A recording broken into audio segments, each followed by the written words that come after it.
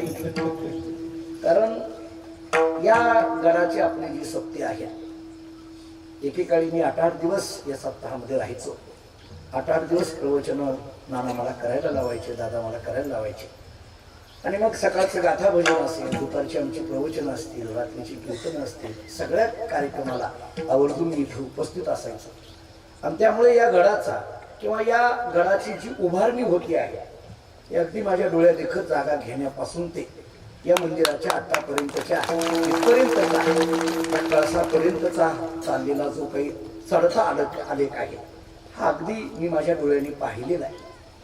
आणि म्हणून फार पूर्वीचा काळ जरी पाहिलेला नसला तरी अलीकडल्या जवळजवळ 10-12 वर्षामध्ये जी काही या गडाची आणि एकंदरीत आपल्या परंपरेची जी घोडदौड चाललेली आहे, या घोडदौडचा मी एक साक्षीदार आहे असं म्हणायला हरकत नाही.